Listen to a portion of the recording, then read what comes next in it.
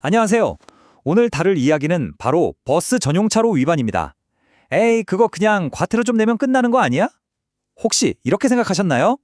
그럼 오늘 이야기 정말 귀를 쫑긋 세우고 들으셔야 할 겁니다. 단순한 교통법규 위반이 어떻게 500만 원짜리 벌금, 심지어는 전과 기록까지 남기게 되는지 실제 법정 판례들을 가지고 아주 속 시원하게 파헤쳐 보겠습니다. 자, 한번 상상해 보세요. 약속 시간은 점점 다가오는데 내 차는 주차장인지 도로인지 모를 정도로 꽉 막혀 있습니다. 그런데 바로 옆 버스 전용차로는 시원하게 뻥 뚫려 있어요. 아, 진짜 딱 5분만, 딱 저 길로만 달리면 절대 안 늦을 것 같은데 이런 유혹, 운전하다 보면 한 번쯤 느껴보셨죠? 여러분이라면 어떠시겠어요? 바로 에이, 잠깐인데 뭐 하는 그 작은 생각이 때로는 한 사람의 인생을 아주 복잡하게 만들기도 합니다. 오늘은 바로 이 순간의 유혹에 넘어가서 결국 법정의 피고인 속에까지 서게 됐던 세 사람의 진짜 이야기를 들려드릴게요. 네, 이게 그냥 뭐 어디서 꾸며낸 얘기가 아니고요. 실제로 대한민국 법원에서 재판까지 열리고 판결까지 딱 내려진 사건들입니다. 어쩌면 우리 주변에서 바로 일어날 수도 있는 그런 이야기들이죠. 자, 여기 세 사람이 있습니다. 먼저 전세버스 회사를 운영하는 A씨. 아니, 버스가 버스 전용 차로로 달리는 게 뭐가 문제냐며 너무 억울해하고요. 그리고 운전자 B씨. 순간 치밀어 오르는 화를 참지 못하고 도로를 막아버렸다가 정말 어마어마한 대가를 치르게 됩니다. 마지막으로 택시기사 C씨. 왜 똑같은 위반을 했는데 나한테만 이렇게 가혹하냐며 불공평함을 외치죠. 과연 이 세 사람에게는 어떤 일들이 있었던 걸까요? 먼저 A씨 이야기부터 시작해 볼게요. 전세버스 회사 사장인 A씨가 어느 날 과징금 통지서를 받아요. 자기 회사 버스가 버스 전용 차로를 이용했다는 이유에서였죠. A씨는 황당했습니다. 아니, 버스 전용 차로잖아요? 버스가 다니라고 만든 길 아니에요? 이게 왜 위반이냐 이거죠. 상식적으로 충분히 할 수 있는 생각이잖아요. A씨는 너무 억울해서 결국 소송까지 갑니다. 다음은 B씨입니다. B씨는 운전 중에 화가 머리끝까지 나는 일이 있었나 봐요. 그래서 자기 차를 버스 전용차로 한가운데 삐딱하게 세워두고는 그냥 가버렸습니다. 근데 그 시간이 무려 40분이나 됐어요. B씨는 아마 상상도 못했을 거예요. 이 40분간의 분노 표출이 그냥 해프닝이 아니라 명백한 범죄가 될 줄은 말이죠. 마지막으로 택시기사 C씨입니다. 버스 전용 차로를 위반해서 단속에 걸렸는데 그냥 일반 운전자들이 내는 범칙금 수준이 아니었던 거예요. 아예 차원이 다른 훨씬 무거운 행정처분, 바로 과징금이 날아온 거죠. C씨는 정말 분통이 터졌습니다. 아니, 똑같은 위반을 했는데 왜 직업이 택시기사라는 이유만으로 이렇게 더 큰 벌을 받아야 합니까? 이거 명백한 차별이고 불공평합니다. 과연 법은 C씨의 이 절규를 어떻게 받아들였을까요? 자, 그럼 법원은 이 세 사람의 억울함과 분노에 대해 어떤 답을 내놨을까요? 지금부터가 진짜입니다. 아마 여러분의 예상을 완전히 뒤엎는 어쩌면 좀 충격적일 수도 있는 판결들이 기다리고 있습니다. 자, 전세버스도 버스다라고 외쳤던 A씨. 결과는요, 법원은 A씨의 주장을 받아주지 않았습니다. 왜냐하면 고속도로 버스 전용 차로는요, 모든 버스가 다닐 수 있는 곳이 아니거든요. 법으로 딱 정해져 있어요. 9인승 이상 차량 중에서 실제로 6명 이상이 타고 있는 차 또는 정해진 노선을 다니는 시내버스나 광역버스만 이용할 수 있다는 겁니다. 그러니까 손님을 태우고 어디든 가는 전세버스는 여기에 해당이 안 되는 거죠. 그래서 과징금 부과는 정당하다 이렇게 판결이 났습니다. 화가 나서 차를 세워뒀던 B씨의 경우는 상황이 훨씬 더 심각해집니다.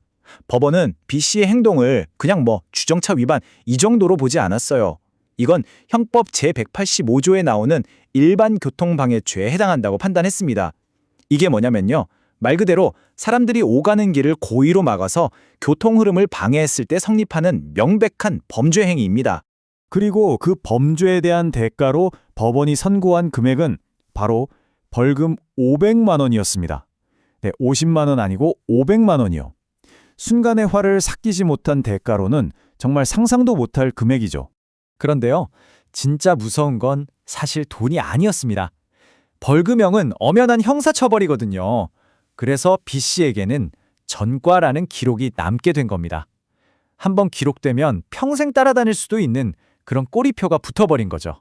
그럼 불공평하다고 외쳤던 택시기사 C씨는 어떻게 됐을까요?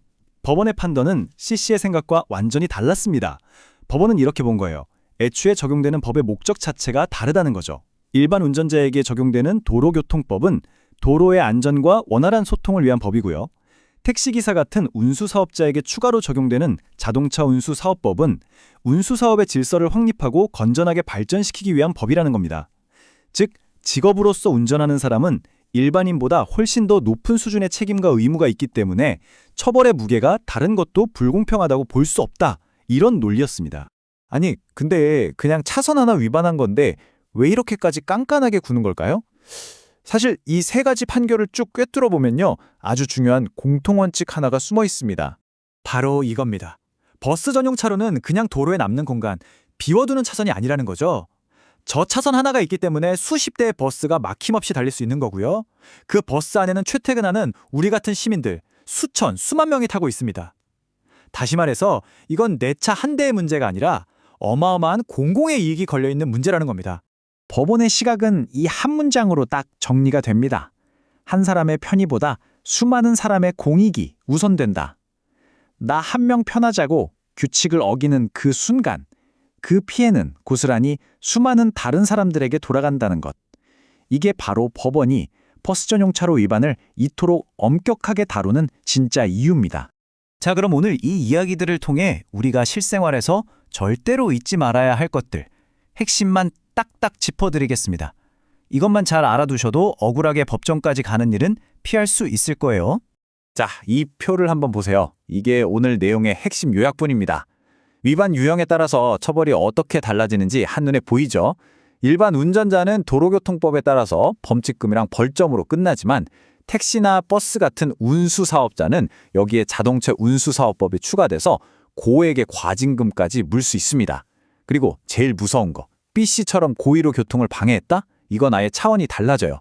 형법이 적용돼서 징역형까지도 가능하고 전과 기록이 남는 형사처벌 대상이 되는 겁니다. 그래서 결론적으로 절대 하지 말아야 할 행동 딱 세 가지만 기억하세요. 첫째, 아무리 화가 머리끝까지 나도 도로 위에 차를 세우는 건 범죄가 될 수 있다는 것. 둘째, 에이 잠깐인데 뭐.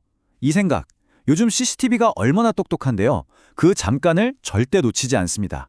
셋째, 특히 운수업에 종사하는 분들이라면 그냥 범칙금 내면 되지 라는 생각이 나중에 과징금 폭탄으로 돌아올 수 있다는 사실 꼭 명심하셔야 합니다. 오늘 이야기 어떻게 들으셨나요? 도로 위에서 우리가 무심코 마주하는 고작 차선 하나. 어쩌면 이 사소한 생각이 우리의 평온한 일상을 뒤흔들고 예상치도 못한 법적 다툼의 시작점이 될 수도 있습니다. 나 하나의 편의가 아니라 우리 모두의 안전과 질서를 위해 존재하는 도로 위의 약속.